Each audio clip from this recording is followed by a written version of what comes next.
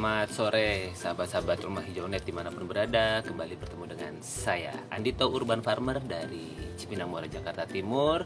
Kita ketemu lagi di dalam rubrik Ngobrol Sore Urban Farming.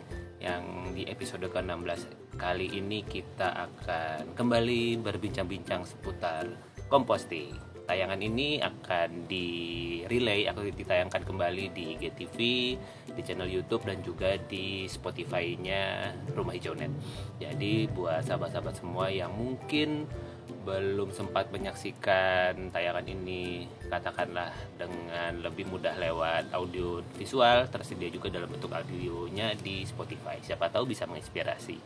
Karena apa? Karena saya meyakini kegiatan urban farming, kegiatan composting adalah sebuah perjalanan, sebuah proses yang akan terus-menerus kita jalani sehingga perlu terus-menerus membekali diri dengan memiliki mindset yang tepat dan juga cara yang tepat pula sehingga prosesnya bisa kita jalani dengan lebih menyenangkan. Ya, sahabat semua, sore hari ini saya kembali ingin mengangkat seputar composting, seputar keseruan di dalam proses mengolah sisa bahan organik ini. Jadi buat teman-teman yang baru hadir, saya coba sematkan dulu di komentar mengenai apa yang akan kita obrolkan pada hari ini. Siapa tahu bermanfaat. Nah, jadi kalau teman-teman ada yang mau bertanya seputar composting, silahkan, kita akan ngobrol-ngobrol seputar composting dalam beberapa menit ke depan.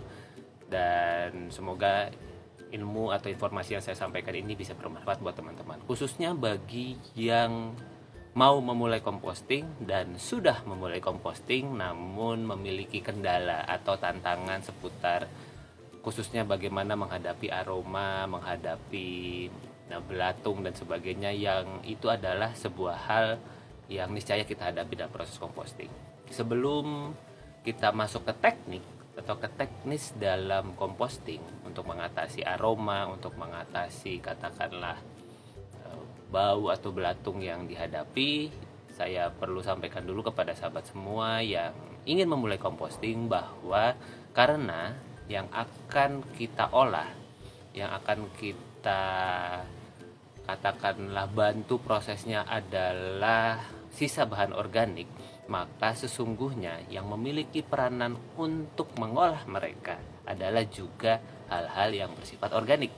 Kebetulan saja sahabat-sahabat pengolah ini terlihat di mata gitu ya, dan kemudian bisa tercium aromanya. Jadi kita bisa merasakan teksturnya, bisa melihat bentuknya, dan bahkan bisa mendengar gerakan-gerakan dari para pengurai ini gitu. Jadi ini yang kemudian perlu kita pahami bersama, bahwa di dalam proses composting maka sangat terkait erat dengan kehadiran makhluk-makhluk lain atau kemudian kehadiran organisme lain, sehingga ada hal-hal yang terjadi yang mengikutinya seperti aroma dan bau yang dialami. Nah, dalam obrolan bincang composting saya sebelumnya, saya waktu itu saya ngobrol dengan salah satu peserta pelatihan composting online yang kemudian beliau mengatakan bahwa aroma atau katakanlah bau yang muncul dari proses composting itu sebetulnya adalah sebuah sinyal, sebuah cara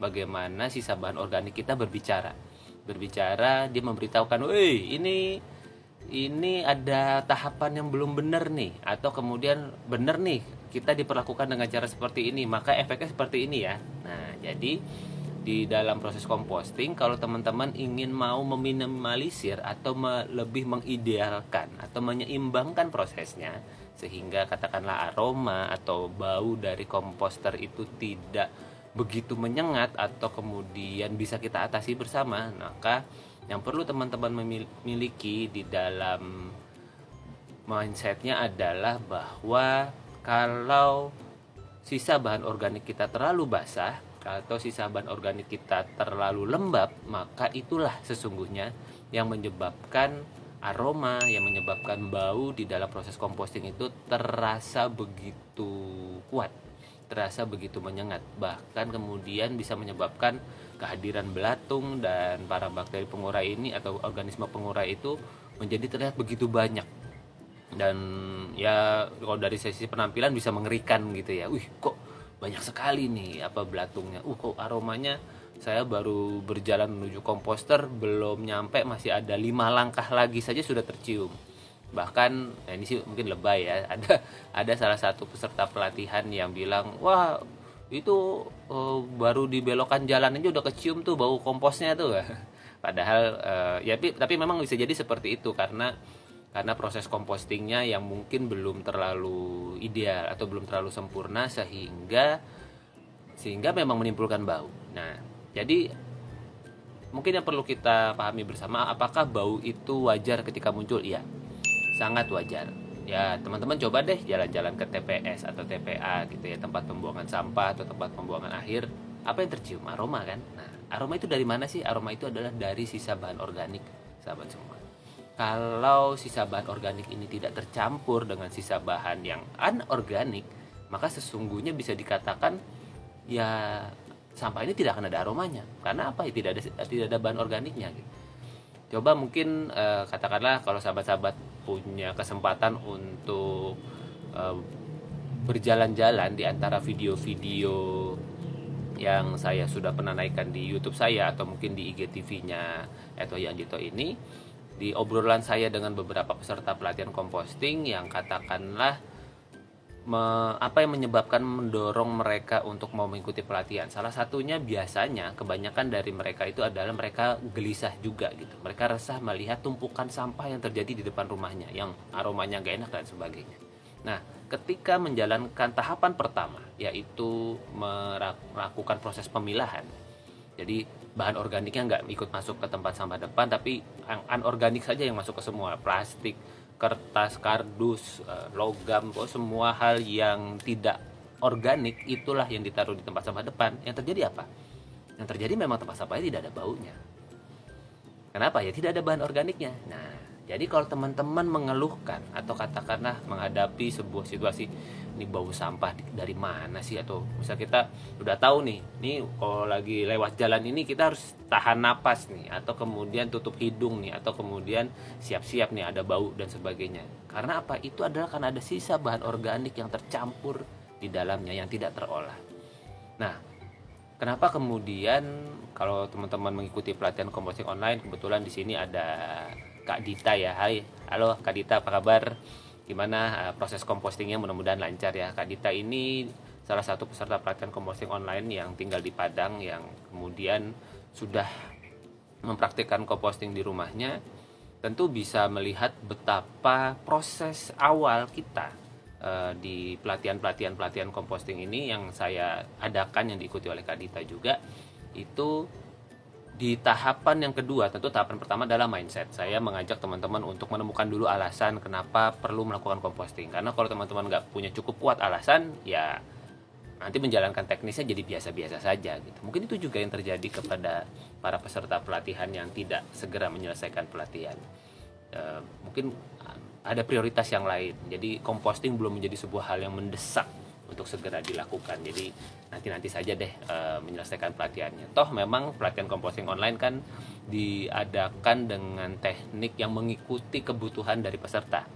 Saya kan prosesnya, sifatnya saya kan sebagai pendamping saja. Jadi seberapa teman-teman ingin menyelesaikan, maka semakin cepat penyetoran tugasnya, semakin cepat selesai.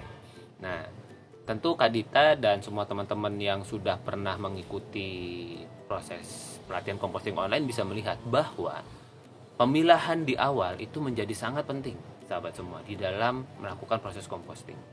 Nah, ketika kemudian katakanlah sisa bahan organik ini sudah terpisah, maka itu sudah menyelesaikan, bisa dibilang separuh jalan masalah atau tantangan persampahan kita. Karena apa? 40% sudah bisa teratasi, teman-teman. Volumenya pasti berkurang. Karena apa? Ya begitu bahan organik terpilah, pasti langsung diambil oleh pemulung, begitu kan? Jadi mereka lebih mudah mengambil. Bahkan saya baru saja baca postingan dari mentor saya, Mbak Wilda, hari ini. Beliau men-share kenangannya beberapa tahun lalu mendapat kesempatan silaturahmi ke sebuah pabrik pengolah plastik bekas. Jadi memang bahan bekas yang didaur ulang di pabrik itu, dan betul-betul memang tidak mudah mengolah bahan dasar yang sudah tercampur bahan organik gitu. Jadi Ya kalau kemudian ada info bahwa Indonesia sampai harus atau memutuskan mengimpor sampah dari negara lain, karena emangnya kita kekurangan sampah ya? Iya, kita kekurangan sampah yang terpilah, sahabat semua. Nah, kenapa saya nggak langsung masuk ke soal kompos bau, penyebab dan tips mengatasinya sih? Karena memang bau itu terjadi karena katakanlah tahapan menuju ke sana yang belum belum tepat gitu. Nah, karena biasanya awalnya ada di pemilahan. Nah, pemilahan ini yang kemudian menentukan apakah kompos kita akan berhasil dengan baik atau tidak. Setelah kemudian dipilah, lalu masuklah kita ke dalam proses pengomposan ya. Dalam proses pengomposan sisa bahan organik kita katakanlah, nah ini juga nih teman-teman yang kemudian menjadi sebuah hal yang cukup penting, yang ya kalau saya mendapatkan respon dari teman-teman yang mengikuti peserta pelatihan, mereka melihat bahwa proses penggunaan mol mencacah sampah dan juga memberikan penggembur itu menjadi sebuah hal yang cukup signifikan membantu proses pengolahan dari sampah sehingga memiliki hasil yang lebih baik daripada yang dialami sebelumnya. Jadi ada peserta pelatihan yang sudah melakukan, terus dapat tantangan sebagaimana katakanlah pertanyaan-pertanyaan yang masuk melalui YouTube maupun Instagramnya Rumah Hijau Net, itu yang kemudian menanyakan kok komposku bau ya. Nah itu juga dialami juga. Kok nggak salah Kak Dita juga pernah mengalami nih. Gak apa-apa ya Kak Dita dijadikan salah satu contoh sebagai peserta yang berhasil menerapkan langkah-langkah di pelatihan untuk kemudian diterapkan di tempatnya masing-masing. Nah, kabarnya memang yang terjadi adalah 3 hal ini nih teman-teman, 3 hal ini ya. Yang pertama adalah pemberian mol, pemberian mikroorganisme lokal. Ada yang tidak pakai mol, langsung cemplung saja ke dalam ember compostingnya, sehingga kemudian ya udah yang ada sampah menumpuk saja. Satu itu. Yang kedua adalah sampahnya tidak dicacah. Ya, jadi karena sampahnya tidak dicacah, jadi masuk dalam ukuran besar, batang serai dalam ukuran panjang, daun pisang tidak tercacah, dicemplungin begitu saja, bonggol jagung masih sebonggol-bonggolnya ini masuk ke situ. Itu yang kemudian menyebabkan akhirnya karena volumenya atau katakanlah teksturnya itu masih panjang-panjang, maka tidak mudah terurai, sehingga yang ada adalah menyisakan aroma gitu. Lebih mudah menyisakan aroma. Menarik ya, karena ketika tercacah dengan baik, tercacah dengan ukuran yang wajar ya teman-teman. Jadi bukan dihancurkan sampai halus, sampai blender begitu. Ada metode composting yang sampai blender yang memang kita membutuhkan sebuah tekstur kayak bubur begitu. Nah, memang ada. Cuma kalau untuk composting skala rumah tangga kita melakukan seperti itu, berarti kita meningkatkan potensi kelembapan yang ada di dalam sampah, dan itu bisa jadi problem lagi sebetulnya. Kecuali kalau memang tujuannya adalah menghasilkan katakanlah untuk diolah menjadi pakan ternak lagi. Nah, itu ada tuh yang kemudian dikompos sampai terblender seperti itu tuh ada metode yang seperti itu. Saya pernah membacanya gitu. Nah, bagaimana dengan kita yang komposter atau composting skala rumah tangga? Jadi ada tadi apa pertama? Mikroorganisme lokal, yang kedua adalah mencacah. Nah, yang ketiga ini teman-teman, memberikan penggembur. Ya, memberikan penggembur ini menjadi kunci buat sahabat semua di dalam untuk apa? Mengendalikan kelembapan di dalam sampah organiknya. Jadi kalau teman-teman komposnya masih bau, bisa jadi yang pertama adalah sampahnya mungkin kekurangan bakteri karena tidak diberikan MOL. Yang kedua, kemungkinan sampahnya ukurannya masih belum tercacah sehingga masih besar-besar ukurannya. Itu pun juga tidak mudah terurai. Yang ketiga, yang paling sering terjadi adalah karena sampahnya terlalu basah, terlalu lembab, terlalu lembek, sehingga kemudian karena dia terlalu basah dan lembek, ini menjadi tempat yang sangat cocok buat bakteri-bakteri yang menimbulkan bau berkembang biak lebih banyak. Yang jadi tempat yang sangat cocok buat belatung-belatung yang memang ya rumah hidupnya seperti itu, untuk berkembang biak juga lebih banyak gitu. Nah, apakah bau ini menjadi sebuah hal yang pasti terjadi? Pasti terjadi, sahabat semua. Tinggal pertanyaannya, mau seberapa lama proses bau itu kita alami. Karena semakin benar prosesnya, maka durasi baunya itu akan semakin pendek. katakanlah saya nih dengan komposter saya nih yang sudah 5 tahun mengabdi di rumah ya. Ini apakah ketika saya memasukkan sampah organik saya ke sana terus tidak menimbulkan bau? Ada aromanya. Tapi pengalaman saya karena saya sudah memahami triknya gitu ya, memahami prosesnya, bahwa katakanlah saya sudah bisa merasakan nih, oh oke, ini terlalu basah, akhirnya saya berikan penggembur. Saya berikan penggembur. Penggembur itu apa sih sahabat semua? Penggembur itu adalah material organik yang memiliki karakter untuk menyerap air. Contoh yang paling gampang di sekitar kita sebetulnya sebenarnya sih daun-daun kering ya teman-teman. Nah, daun-daun kering seperti ini daun-daun kering. Nah, ini apalagi kita lagi musim kemarau. Nah, kalau bunyinya bisa keremam begini, ini adalah katakanlah material penggembur yang cukup baik untuk kemudian membantu proses pengurangan kadar air yang ada di komposter kita. Lalu kalau kemudian mau yang lebih efektif lagi adalah ini, sahabat semua. Kelihatan nggak ya? Kelihatan ya? Ini adalah serbuk gergaji, serbuk kayu. Ya, serbuk kayu ini yang kemudian memiliki kemampuan untuk menyerap kadar air yang ada di dalam sisa bahan organik kita. Itu perlu ditambahkan karena apa? Itulah yang akan menentukan seberapa lama durasi dari aroma yang akan muncul di sisa bahan organik kita. Nah, jadi teman-teman semua, kalau teman-teman masih mengalami aroma yang kurang nyaman di dalam proses compostingnya, perhatikan 3 hal ini ya tadi ya. Yang pertama adalah apakah teman-teman sudah memberikan mikroorganisme lokal? Ada yang menggunakan E4 boleh. Ada yang menggunakan air beras yang dicampur gula sebagaimana yang biasa saya suka lakukan, sangat disarankan ya. Habis itu jadi pertama MOL-nya dulu, yang kedua adalah mencacah sampahnya. Kalau saya pribadi memang tidak mencacah sampai sangat halus, tidak seperti itu juga, tetapi saya cacah sewajarnya. Yang cukup halus atau cukup ukurannya cukup kecil itu biasanya untuk sampah-sampah yang saya tahu ini ketika dia menjadi sampah itu ukurannya memang akan tetap segitu. Contohnya apa? Misalnya daun pisang. Ya, daun pisang sisa bekas lemper, bekas nasi bungkus atau bekas kue nagasari segala macam itu, si daun pisangnya itu kalau kemudian kita masukkan ke komposter begitu saja, ya nanti keluarnya begitu saja gitu. Dia hanya akan mengempes tapi ya tetap memanjang seperti itu. Nah, ini biasanya yang saya suka potong-potong, saya suka cacah-cacah sehingga menjadi ukuran yang lebih kecil. Nah, ketika dia ukuran sudah lebih kecil, sampah-sampah itulah yang kemudian lebih memberikan tekstur yang baik untuk komposter saya. Karena kalau kemudian saya tidak cacah, malah dia yang kemudian membuat komposnya ini menjadi tidak terolah dengan baik. Ya, jadi yang pertama apa tadi teman-teman? Mikroorganisme lokal, yang kedua penyacah sampahnya, yang ketiga memberikan penggembur. Ini yang menjadi 3 serangkai dalam hal yang menentukan bagaimana kualitas composting, kualitas sisa bahan organik, dan menentukan prosesnya. Jadi kalau kemudian aromanya ini sangat katakanlah mengganggu atau aromanya kurang nyaman nih, ya itu bisa jadi karena ada 3 elemen ini yang mungkin perlu disempurnakan. Atau bisa jadi mungkin ada yang belum dijalankan sehingga itu yang terjadi, itu ya teman-teman ya. Jadi ada 3 ini ya, saya lagi mikroorganisme lokal, yang kedua adalah mencacah sampahnya, baru yang ketiga adalah memberikan penggembur. Itu tipsnya sahabat semua untuk mengatasi kompos yang bau. Apa penyebabnya? Penyebabnya adalah karena sampah yang terlalu lembab, yang terlalu basah.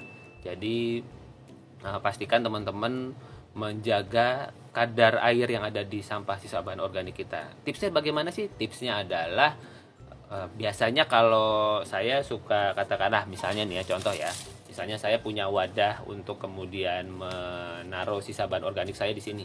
Ketika kemudian katakanlah sisa kulit buah, kulit tulang segala macam sudah masuk di wadah ini, terus saya berikan mol. Nah, ini berada contoh molnya misalnya. Katakanlah ini nih contoh molnya misalnya ya, ada molnya terus saya kecretin gitu aja, saya kecretin seperti itu, baru kemudian saya aduk. Detail cara pengomposan ada dia di YouTube saya di Rumah Hijau Net, silakan langsung mampir saja di sini. Ada tahapan untuk melakukan proses composting, saya sudah contohkan di sana. Nah, setelah diaduk-aduk, nah biasanya teman-teman saya akan langsung memberikan penggemburnya ini. Penggembur saya berikan, terus kemudian saya aduk-aduk lagi. Nah, ketika kemudian si wadah ini saya miringkan, itu biasanya kan suka ada air netes tuh teman-teman. Tes. Nah, itu tandanya sampahnya masih basah. Itu ya. Jadi ketika katakanlah sampahnya kita sudutkan di satu sudut, terus wadahnya kita miringkan, nah kan suka ada yang netes tuh. Nah, kalau masih ada yang netes, tandanya masih terlalu basah. Artinya apa? Tambahkan penggembur lagi, aduk-aduk lagi, sampai kemudian ketika kita miringkan seperti ini sudah nggak ada nih air yang netes yang mengalir. Nah, itulah pertanda bahwa kelembapan sisa bahan organik kita sudah cukup oke. Sudah cukup untuk kemudian masuk ke dalam komposter. Itu tipsnya teman-teman. Nah, tips berikutnya juga adalah pastikan sahabat semua ketika melakukan proses composting, kalau bisa itu tidak menunda, segera saja gitu. Jadi ya sampah hari itu juga diolah. Kecuali teman-teman, nah katakanlah seperti saya kebetulan di rumah itu saya baru mulai mengompos per 3 hari. Wih, nggak kelamaan tuh mas, nggak kemudian menjadi lebih lembab dan beraroma dan berbelatung. Iya, betul. Sengaja. Loh, kok malah sengaja mas menghadirkan belatungnya? Karena saya punya hewan piaraan, saya punya ayam. Jadi di rumah ini kebetulan ada 3 ekor ayam. Satu ayam potong sebetulnya, sekarang udah jadi gede banget ayamnya. Ayam potong, terus 1 ayam kate dan 2 ayam kate, jantan dan betina. Nah, 3 ekor ayam ini itulah yang kemudian membantu proses composting di rumah saya. Jadi saya sengaja memang sedikit melembekkan sampahnya, dan kemudian ya kalau sampai ada keluar 1-2 belatung itu yang sebenarnya dicari. Kenapa? Supaya ayam saya dapat tambah nutrisi. Gitu sahabat semua. Jadi kalau misalkan teman-teman punya hewan piaraan, ayam ya khususnya ini menjadi sebuah wawasan tambah juga buat teman-teman. Katakanlah kalau melakukan proses composting, kalau memungkinkan peliharalah ayam. Ayam itu bisa membantu proses mengurangi. Jadi biasanya semua sampah organik saya kasih dulu ke mereka. Waduh, udah tuh mereka milih-milih, acak-acak, begitu selesai. Nah, sisanya mereka baru kemudian masuk ke komposter saya. Nah, jadi kalau kemudian teman-teman mungkin melihat postingan saya agak jarang panen pupuk cair, pupuk padat, karena memang sekarang volume sampahnya cukup tidak banyak gitu. Karena apa? Sebagian bisa dibilang 70%-nya itu dimakan sama ayam-ayam saya gitu. Jadi mereka makan kulit pisang, mereka makan kulit buah, mereka bahkan makan sisa-sisa tulang ikan dan sebagainya.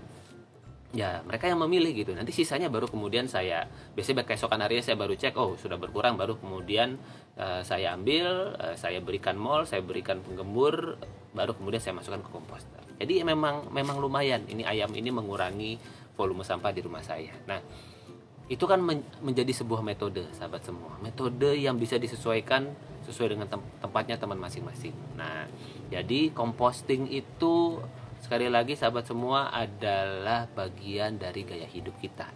Sesuatu yang perlu kita pelajari dan kita pahami apa maksud dan tujuan besarnya, sehingga kita mau mengambil dan melaksanakan teknik-teknisnya gitu. Bahkan ya, ibaratnya teman-teman saat ini tinggalnya di apartemen sekalipun yang tidak punya lahan, kalau teman-teman memang sangat meniatkan untuk melakukan composting, untuk mulai memilah dan mengolah sampah rumah tangganya, untuk kemudian mengurangi sampah-sampah sekali pakai, walaupun teman-teman tinggal di sebuah tempat yang minim lahan sekalipun, teman-teman tetap bisa melakukan proses composting. Asalkan apa? Memang ingin berkontribusi secara aktif, secara positif di dalam keseharian kita, dalam hal composting atau pemilahan sisa bahan organik kita. Ya, begitulah sahabat semua, sedikit sharing dari saya sore hari ini di Ngobrol Sore Urban Farming. Nah, teman-teman yang hadir, apakah ada yang mau ditanyakan? Silahkan.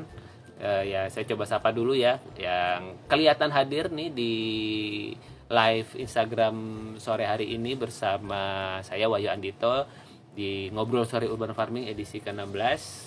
Ya, tips yang kedua adalah teman-teman gemburkan sampahnya. Artinya apa? Kasih penggembur yang banyak, sebanyak-banyaknya, sehingga kemudian kerasa kok ketika teman-teman mengaduk itu dia jadi seperti pasir gitu ya, seperti kemudian sudah tidak lembab lagi gitu. Jadi tambahin aja penggembur yang banyak, serbuk gergaji, daun kering, terus aduk-aduk seperti itu sampai kemudian semuanya terolah dengan baik. Baru yang ketiga adalah teman-teman siapkan ember komposter tambahan. Artinya apa? Kalau misalnya sayang nih kompos yang ini tetap mau dibiarkan, ya berarti teman-teman tetap memulai dari awal dengan tambahan instalasinya bisa ember bekas cat lagi, bisa kemudian mencari komposter ya, banyak kok di toko online yang bisa membuat komposter, atau teman-teman mau memesan komposter di saya juga bisa ya. Kalau memesan komposter di saya, tentu saya memberikan beberapa ekstra atau nilai tambah, yaitu pertama sudah dapat molnya, sudah dapat penggemburnya, dan tentu mendapatkan pendampingan. Jadi ada sebuah grup namanya grup Sahabat Rumah Hijau. Di situ teman-teman yang pernah pesan komposter saya masukin di sana, yang tentu yang mau ya, bagi yang mau masukin di sana bersama juga teman-teman yang pernah saya bantu pasang instalasi hidroponik, sehingga kita ngobrol tuh seputar urban farming di sana, seputar prosesnya, seputar perjalanannya dan sebagainya kita adakan di sana. Nah, jadi kita di sana update ilmu, update informasi untuk kemudian ya, namanya juga proses composting kan proses seumur hidup, maka kita perlu ada support group. Nah, itu support grupnya seperti itu. Jadi bisa dengan komposter atau kemudian metode-metode lain juga bisa. Jadi 3 itu ya teman-teman, langsung kubur, kedua boleh tuh diolah komposnya atau kemudian teman-teman tambahkan instalasi baru kemudian yang instalasi lama diatasi secara perlahan juga bisa. Jadi tidak langsung ditumplekin semua baru kemudian kasih penggembur, atau kemudian bisa juga secara bertahap, kasih penggembur, aduk, tutup, nanti besok cek lagi, kasih penggembur, terus begitu sampai kemudian sampahnya lebih terkendali sehingga aromanya lebih bisa bukan bisa dihirup ya, tapi artinya tidak tercium dari jarak jauh gitu, betul-betul. Bahkan nih komposter saya ini, kalau saya buka seperti ini, ya sudah nggak ada aromanya gitu. Karena apa? Karena memang ya tadi saya cerita ya, kebetulan sampah organik saya memang lagi tidak terlalu banyak, dan prosesnya sepertinya benar gitu ya. Artinya apa? Kelembapannya terjaga, belatungnya tidak terlalu banyak, terus kemudian aromanya. Jadi proses bau dan belatung itu betul-betul bisa dipepetkan hanya ada waktu sehari saja, sehari 2 hari saja. Kalau prosesnya nggak benar, mau sampai sebulan pun ya tetap begitu.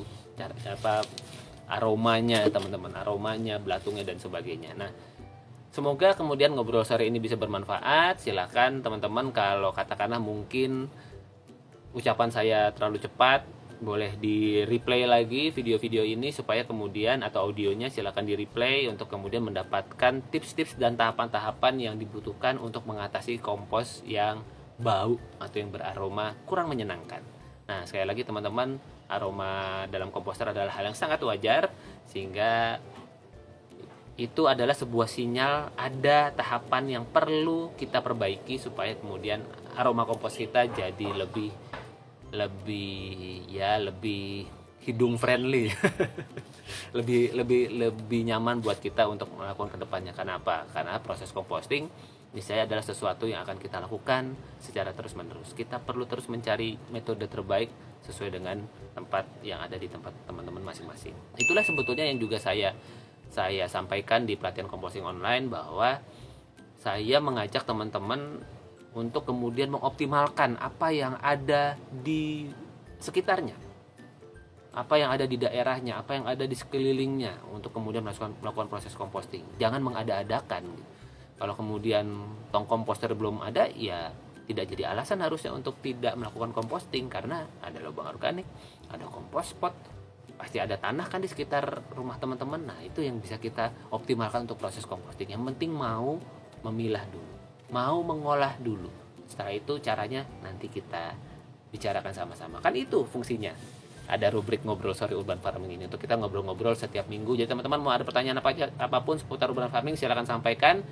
Semakin susah pertanyaannya akan semakin gampang saya menjawabnya. Saya nggak tahu. Nanti kita pelajari bersama. Sekali lagi saya mau sapa teman-teman yang sudah hadir sore hari ini. Terima kasih ya. Ada Bro Agi, ada Yayasan Rumah Pelangi, ada Kak Dita, ada Kak Analistik, ada Kak Marcelia Ruth, Kak Heni, Kak Cendika Senda, Kak Abdul Sidik Syah, Kak Rizky Zulfanur, dan Kak Fajar. Oke sahabat semua, terima kasih sudah membersamai saya di dalam ngobrol sore urban farming kali ini. Apakah ada yang mau ditanyakan? Jika tidak ada yang mau ditanyakan, maka saya cukupkan dulu obrolan kita sore hari ini. Sekali lagi terima kasih sahabat semua. Sebagai penutup, kembali saya simpulkan bahwa aroma atau bau di dalam kompos adalah sebuah hal yang sangat wajar, yang bisa kita kendalikan, yang bisa kita atur supaya durasinya tidak terlalu lama. Dengan cara apa? Tiga tadi ya teman-teman, tambahkan mikroorganisme lokal, cacah sampahnya, dan kemudian beri penggembur. Bagaimana teknis detailnya, silahkan teman-teman akses saja ke video-video saya di YouTube. Saya sudah sampaikan semua di sana, tapi maaf tidak terstruktur karena sesuai dengan situasi dan kondisi saya membuatnya. Kalau mau lebih terstruktur, saya membuka pelatihan composting online yang kemudian bisa diikuti kapan saja dan di mana saja. Di sana ada 8 langkah yang kemudian sahabat-sahabat bisa ikuti tahapan-tahapannya. Seberapa cepat prosesnya tergantung teman-teman mau seberapa cepat menyelesaikannya. Karena setelah selesai mengikuti pelatihan, kalau sampai lulus, maka kita akan bergabung pada sebuah grup di mana isinya adalah para pejuang-pejuang komposter. Pejuang-pejuang composting ya. Saya punya grup namanya PKO Warrior itu, yang kemudian teman-teman yang sudah lulus saya masukkan ke situ untuk kemudian kita ngobrol terus seputar proses composting yang sedang berjalan. Oke teman-teman, terima kasih sudah membersamai saya di dalam ngobrol sore urban farming episode ke-16 kali ini. Semoga bermanfaat. Selamat memilah, selamat mengolah sampah rumah tangganya sehingga kita bisa menjadi bagian dari pemberi solusi. Kalau sekarang kan lagi ngetren tuh Bu Tejo tuh ya, harus solutif. Nah, kita bisa menjadi bagian dari itu, bisa menjadi bagian dari orang-orang yang solutif, yang kemudian memberikan solusi, yang tidak hanya menunggu kapan nih sampah kita teratasi. Tidak sahabat semua, kita bisa melakukannya bersama-sama saat ini juga, sekarang juga.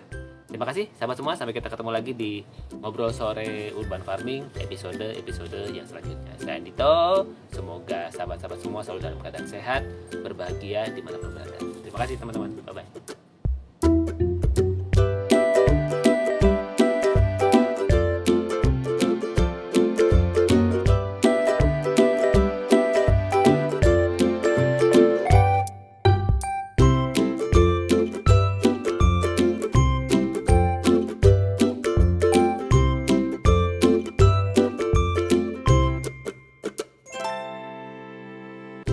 Senang dengan video Rumah Hijau Net yang ini? Simak juga video-video Rumah Hijau Net yang lainnya ya.